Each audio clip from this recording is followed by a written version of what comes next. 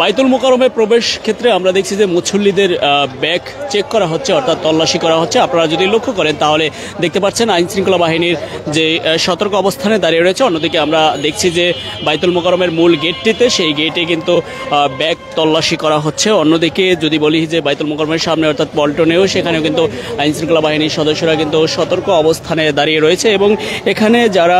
আজ এই মসজিদে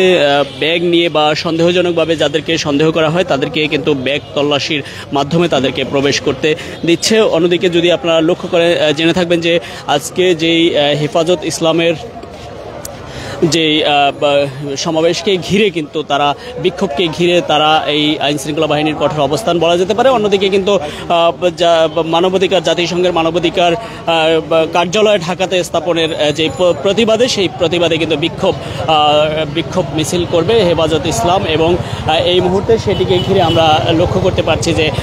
মসজিদে অর্থাৎ বাইতুল মোকাররমের মসজিদের ভিতরে এই মুহূর্তে লক্ষ্য করা গেছে যে অনেকেই যাদের ব্যাগগুলো সন্দেহজনক রয়েছে তাদের ব্যাগগুলো কিন্তু তল্লাশি করা হচ্ছে এবং আপনারা জেনে থাকবেন যে আইন শৃঙ্খলা বাহিনীর সদস্যরা যে বাইতুল মোকাররমের গেটের সামনে যেভাবে রয়েছে, অন্যদিকে কিন্তু আমরা লক্ষ্য করতে পেরেছি যে পল্টনেও কিন্তু আইন শৃঙ্খলা বাহিনীর সদস্যরা কিন্তু সতর্ক অবস্থানে দাঁড়িয়ে রয়েছে, সেটিও আমরা দেখেছি এবং এই মুহূর্তে যদি আপনারা লক্ষ্য করেন তাহলে অনেকেরই কিন্তু ব্যাগ তল্লাশি হচ্ছে। হেফাজত ইসলামের যে বিক্ষোভ মিছিলকে ঘিরে আমরা দেখছি যে আইন শৃঙ্খলা বাহিনী সতর্ক অবস্থানে দাঁড়িয়ে রয়েছে এবং যারা মসজিদের ভিতরে যারা ব্যাগ নিয়ে প্রবেশ করছে, যাদেরকে সন্দেহ করা হচ্ছে বা ব্যাগগুলোকে মনে হচ্ছে যে তল্লাশি করা দরকার, সেহেতু তাদেরকে ব্যাগ তল্লাশি করা হচ্ছে। আমরা দেখছি যে অনেকেই কিন্তু ব্যাগ ইতোমধ্যে তল্লাশি করেছে এবং যদিও পরিবেশটি এলাকার আশপাশে স্বাভাবিক অবস্থায় রয়েছে, তবে বাইতুল মোকাররমের সামনে আমরা দেখছি যে বিগত দিন ধরে একেবারে 5ই আগস্টের আগ থেকে শুরু করে আমরা দেখছি যে বাইতুল মোকাররমের সামনে বা বাইতুল মোকাররমের যেই নামাজের পরেই কিন্তু জুমা নামাজের পরেই বিভিন্ন সময় আমরা দেখছি যে বিক্ষোভ মিছিল ডাক দিয়ে ওঠে এবং কেউ কেউ কখনো কর্মসূচি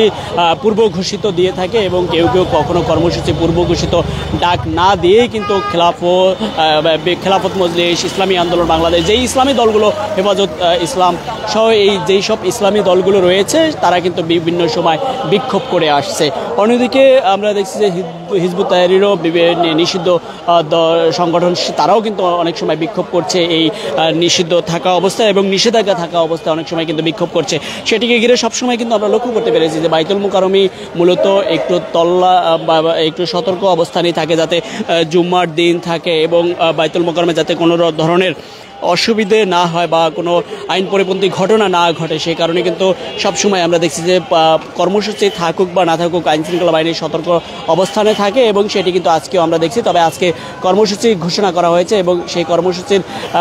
ঘোষণাকে ঘিরে কিন্তু আমরা লক্ষ্য করতে পেরেছি যে এই মুহূর্তে আইন শৃঙ্খলা বাহিনীর সদস্যরা যে বাইতুল মোকাররমের মূল গেটে রয়েছে এবং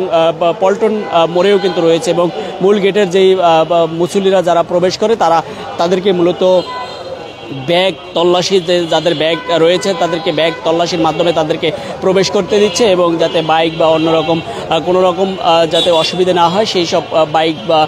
কোনো গাড়ি প্রবেশ করতে দেয় না। আমরা সাধারণ মানুষের সেটি আমরা লক্ষ্য করতে পেরেছি এবং এই মুহূর্তে যদি আপনারা লক্ষ্য করেন তাহলে কিন্তু দেখতে পাচ্ছেন